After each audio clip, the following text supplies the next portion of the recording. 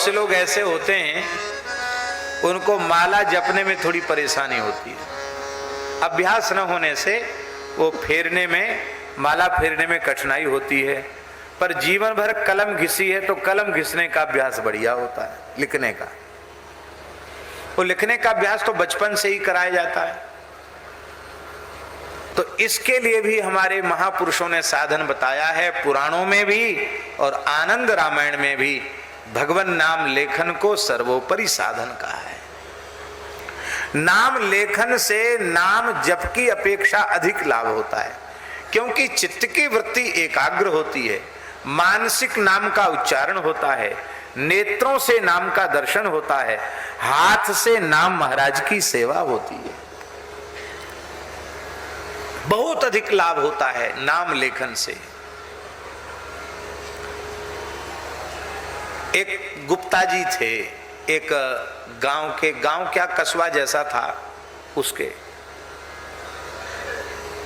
बुरा नहीं मानना है कि किसी को देखकर कहा जाए, पक्के बनिया थे। पक्का बनिया कौन? जिसका माता पिता इष्ट देव सब दुकान ही हो, ऐसे दुकानदार थे वो। सवेरे से घर में ही बड़ी दुकान थी वो। ऐसी दुकान होती नहीं जिसमें सब सौदा मिलता। गांव में ऐसी बड़ी दुकानें होती हैं, जनरल स्टोर कहते, क्या कहते, सब चीज मिलती वहां। जो चाहो सो, किताब, कापी, नमक, तेल, मिर्च, धनिया, मसाला, कपड़ा, जो चाहो सब मिलेगा। वो सवेरे से शाम तक दुकान खोलते थे, दुकान में ही भोजन करते थे। घर ही था एक तरह से, वहीं मने उतनी देर के लिए भी दुकान नहीं छोड़ते। उनके मित्र जाते थे अयोध्या रामनवमी के अवसर पर, तो उनको ताने मारते कि तुम दुकान पे बैठे रहोगे, कभी जीवन में किसी तीर्थ यात्रा में नहीं गए, कहीं कथा वार्ता सत्संग में भी नहीं, खाली बस उठे दुकान पर बैठ गए, क्या मतलब हुआ? अरे कम से कम कहीं कुछ जाओ, अच्छा काम करो। पीछे पड़ के वो लोग उनको अयोध्या जी ले गए जबरदस्ती अयोध्या जी ले गए गुप्ता जी को। और वहां जब ले गए तो जबरदस्ती एक जगह दीक्षा भी दिलवा दी उनको। उनकी बिल्कुल भावना नहीं थी, जबरदस्ती उनको कंठी डलवा दी, तो वैष्णव बना दिया, दीक्षा दिलवा दी उनको। और गुरुजी ने नियम बताया, बोले इतना माला जप करना, इतना रोज तिलक लगाना, रोज जप करना, एकादशी व्रत करना। उन्होंने साफ मने कर दिया, बोले न तो हम तिलक लगाएंगे, न हम एकादशी करेंगे, न हम जप करेंगे। तो बोले दीक्षा क्यों ली? बोले हम नहीं जानते, इन लोगों ने जबरदस्ती दिलवाई तो हमने ले ली, हम भी बैठे थे हमने भी ले ली। बोले तुमको पाप लगेगा? बोले पाप लगे चाहे पुण्य लगे आप जानो, हम नहीं जानते पाप पुण्य, हम नहीं कर पाएंगे महाराज, और कोई साधन बताओ, हम तो दुकान पर बैठते हैं। महात्मा जिन्होंने दीक्षा दी थी वो भी लोगों से नाराज हुए कि ऐसे आदमी को तुमने क्यों बिठाया दीक्षा में। हम तो सोचा कि चलो कोई बात नहीं, ये भी बात रहे, दे दिया।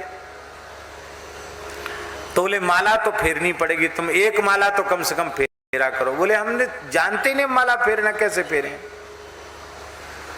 तो महात्मा जी ने, गुरु जी ने, सच्ची घटना सुना रहे हैं आपको। गुरु जी ने कहा कि तुम दुकान में लिखते तो हो, हिसाब किताब में लिखते हैं, तो ऐसा करो एक पेज पहले राम राम लिख लिया करो, तब दुकान का काम शुरू किया करो। और फिर बीच में ग्राहक ना आवे तो फिर कुछ राम राम लिख लिया करो। बोले हाँ ये काम तो हम कर देंगे शुरू, बिल्कुल हम एक पेज पहले राम राम लिखेंगे, उसके बाद हम दुकान का काम करेंगे, ये काम। बोले हम तो थोड़ा पहले बैठ जाएंगे, कोई बात नहीं, जब लोग आते उसके पहले बैठ जाएंगे। महाराज जी वो लिखने लग गए। ऐसी रुचि उनकी जगी कि अब खाली समय में वो सोचें काहे को फालतू बैठे, तो राम राम लिखें। और वो राम नाम लिखते लिखते ऐसी स्थिति हो गई कि उनकी दुकान भी छूट गई, एकादशी व्रत भी करने लगे, तिलक भी लगाने लगे, राम नाम लिखते लिखते सारी वैष्णवता उनमें आ गई और बड़ा संतोष उनको। और आप सुनकर आश्चर्य करेंगे, ऐसे पगला गए कि जब देखो तब बहुत कम खाएं, बहुत कम सोएं, राम नाम लिखें। एक बार उनके कमरे में उनके पुत्र का कुर्ता पैजामा नया सिलवाया था, वो छूट गया, रखा था जो भी हो, वो कागज उनके पास खत्म हो गया। तो उन्होंने पता नहीं क्या उनके दिमाग में आया, उस सफेद कुर्ता पैजामा पर ही राम राम लिख दिया उन्होंने। कलम उसे डॉट पेन से, स्याही वाली जो पेन होती है ना डॉट पेन, उससे उन्होंने लिखा। लाल और हरे लाल और नीला मिला करके बढ़िया अच्छी डिजाइन बना के लिख दिया। सवेरे लड़के ने झगड़ा किया कि हमने नया कुर्ता पैजामा सिलवाया था, अभी तुमने तमाशा बना दिया इसका, जगह जगह चक्र बना दिए और क्या क्या लिख दिया, फूल बना दिए, ये तो अब पहनने लायक भी नहीं रहा। पगला गए हो क्या राम राम लिखते लिखते? बोले भाई देखो, हमारे पास हमेशा कागज कलम रहना चाहिए, हमको अभ्यास हो गया बिना राम नाम लिखे हम रह नहीं सकते। और अयोध्या में छावनी में राम नाम जमा उन्होंने कराया और उनको राम नाम लेखन में स्वर्ण पदक भी मिला। हम समझते एक बार नहीं 2-3 बार स्वर्ण पदक मिला, इतनी बड़ी संख्या में नाम लिखा उन्होंने। नाम के लिए वो समर्पित हो गए। अब उनकी सदगति कैसी हुई सो सुनो। पास में एक नदी है, हम लोग भी उसमें कई बार स्नान किए हुए हैं, जेरोन गांव की बात है, पास में ही नदी है। उस नदी में वो स्नान करने गए, निर्जला एकादशी की तिथि थी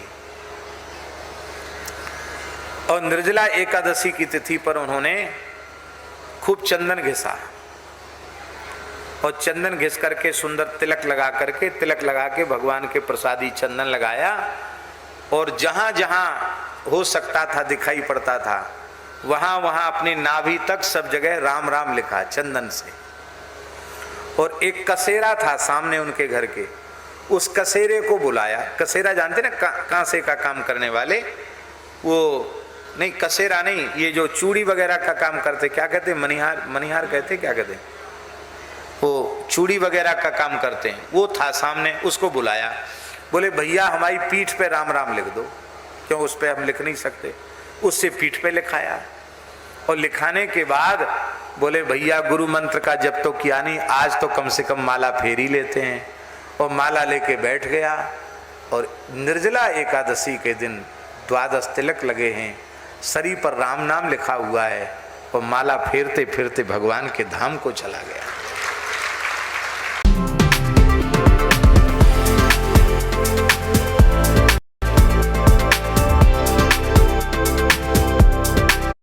फिरते भगवान के धाम को चला गया। यह है राम नाम लेखन की महिमा। इस घटना को अधिक से अधिक 20 वर्ष हुआ है। कितने वर्ष हुआ है?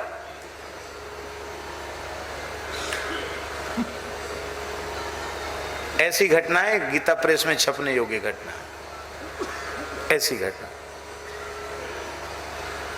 इसलिए किसी भी पद्धति से नाम से जुड़ जाओ, सत्संग से जुड़ जाओ। यही भाव भगवत कृपा से हमारे मन में था और भगवान ने गोपाल जी को प्रेरणा की। इन्होंने कहा महाराज जी मेरे मन में ऐसा, मैंने कहा मेरे मन में तो बहुत समय से भाव आ रहा है। अखंड कीर्तन तो मलुपीठ में गोरक्षा के लिए चल ही रहा है, नाम लेखन में भी लोग लगे। इस समय 3 अरब और कितना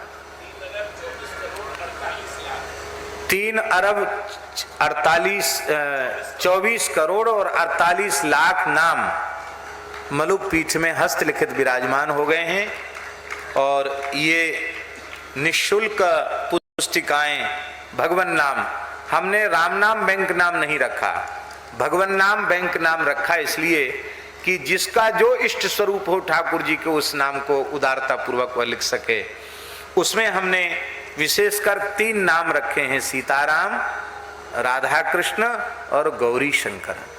जो नाम चाहो वो आप लिख सकते हो। लोग अलग अलग नाम लिख के अलग अलग भाषाओं में प्रस्तुत भी कर रहे हैं और बड़ी बड़ी दिव्य अनुभूतियां भी प्राप्त कर रहे हैं।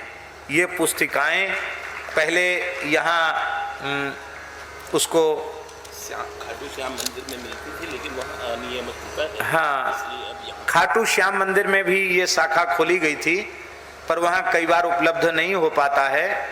तो हमारे अपने ठाकुर जी के ही अनुगत हैं श्री विनोद बजाज जी, जिनका वैष्णवता वाला नाम श्री विपिन बिहारी दास जी है। ये बड़े भक्त पुरुष हैं, ठाकुर जी श्री जी की बड़ी कृपा है इनके ऊपर, वृंदावन के बड़े अनुरागी हैं। तो इन्होंने इस सेवा को बड़े सहर्ष स्वीकार किया है कि हम अपना जो कुछ व्यवहारिक कार्य है उसको देखते हुए भी, और ये इस नाम पे भी मिल जाएगी, इस दुकान पे भी मिल जाएगी। हाँ, विनोद जी बजाज सूरत, विपिन बिहारी दास जी, इनके मोबाइल नंबर भी लिखा है, उस पर भी मिल जाएगा। और Banwari Lal ji Mundada, Shri Indrani textiles, 214 Jayalakshmi market, ring road, Surat, यहाँ भी मिल जाएगा। तो ये गोपाल जी की भावना है, गोपाल दास जी की, कि गौ सेवा की अलग तो जगी रही है। पहले कम से कम भारतवर्ष का प्रत्येक जिला, उसमें अच्छा पवित्र भाव है और जरूर इसकी पूर्ति होगी। महाराज जी, जो लड़के चोरी करते थे,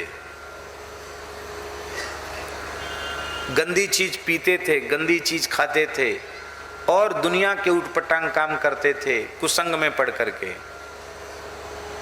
उन लड़कों को एक सज्जन ने इसी नाम लेखन में लगाया। वे सबके सब बालक व्यसन मुक्त हो चुके हैं और सब सत्संगी हो चुके हैं, केवल नाम लेखन से। श्री बिहारी बाबूजी हैं, हाँ, श्री बिहारी लाल जी टिकमानी, मुजफ्फरपुर बिहार। तमाम ऐसे जो बेचारे अशिक्षा के कारण या निर्धनता के कारण या कुसंग के कारण, जो उनको कहा हम तुमको कुछ देंगे, तुम इतने घंटे नाम लिखो। नाम लिखते लिखते उनके, एक बार तो कैदियों ने हमको एक अनुभव सुनाया महाराज जी, पहली बार सुना रहा हूं। कैदियों ने अनुभव सुनाया कि हमने ये सुना कि सुरभ्यै नमः इस मंत्र का बड़ा प्रभाव है, तो हम लोगों ने सुरभ्यै नमः लिखा, तो बोले हम लोगों की प्रकृति में परिवर्तन आ गया, हम लोगों की सजा कम हो गई, और कितने लोग भगवान की कृपा से। तो लेखन की इतनी महिमा, इसलिए ये काम हम लोग जरूर करें। आज सत्संग ही हो गया, भगवत चर्चा हुई, अच्छी बात है, लेकिन एक बात हमने कल कही थी, लेकिन हम उसको कल किसी कारणवश पूरा नहीं कर सके। आज भगवत कृपा से उसे पूरा कर रहे हैं। गीता प्रेस गोरखपुर की जो कल्याण पत्रिका है, उसमें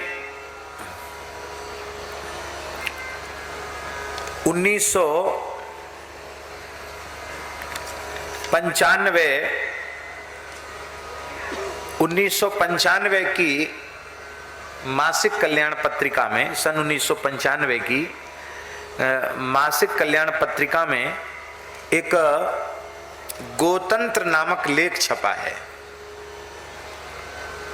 वो पत्रिका में हमको देखने को मिला, तो ये गीता प्रेस की ही कल्याण पत्रिका से इसका फोटोस्टेट हमने कराया।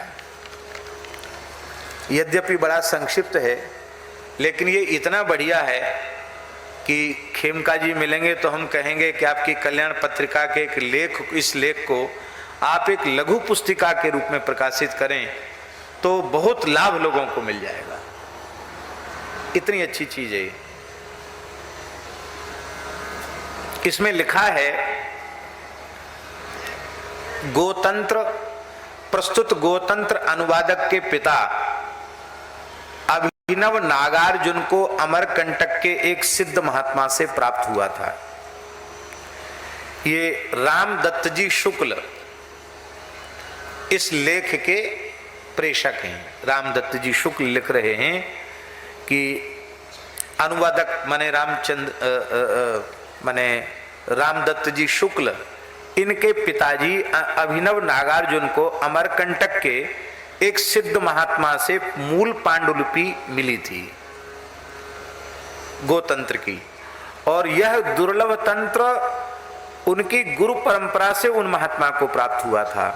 मूल तंत्र संस्कृत में है, किंतु पाठकों की सुविधा के लिए उसका भाषानुवाद उन्होंने गीता प्रेस को लिख करके भेजा।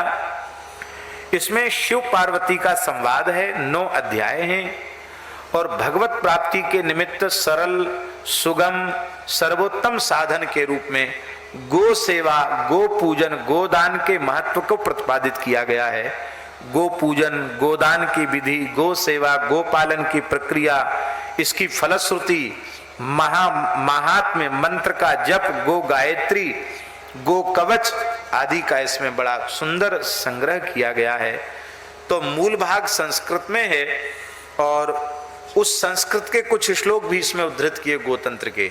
हम ये चाहते हैं कि 1995 की उस पत्रिका को निकाल करके और उस लेख को उन महानुभाव से भी संपर्क करके ये प्रयास करना चाहिए कि मूल जो संस्कृत की प्रति है वो भी यदि प्राप्त हो जाए तो मूल संस्कृत की प्रति के साथ यदि ये अनुवाद छप जाए तो उसमें और अधिक उसकी महिमा बढ़ जाएगी। प्रामाणिकता तो हमारे लिए तो प्रामाणिकता है ही है, पर और अच्छा हो जाएगा। तो आज हम ऐसा प्रयास कर रहे हैं कि संक्षिप्त रूप से ही सही इस सत्संग सत्र में हम गोतंत्र की भी थोड़ी थोड़ी बात कह करके, 9 अध्याय हैं, छोटा सा ही प्रकरण है, उसको हम पूरा करें। उससे लोगों को बड़ा लाभ होगा और जो लोग यहाँ बैठकर सुन रहे हैं उन्हें तो लाभ होगा, कई चीजें नई सुनने को मिलेंगी। और महाराज जी आजकल तो वो विज्ञान के माध्यम से भी लोग सुन लेते हैं ना, यूट्यूब कहते क्या कहते हैं, उससे भी सुनने वालों को बहुत लाभ मिल जाएगा देश विदेश में। इसलिए बड़ी श्रद्धा पूर्वक, ये भागवत ही है, भागवत की कथा से अलग इसको न माना जाए, आप इसको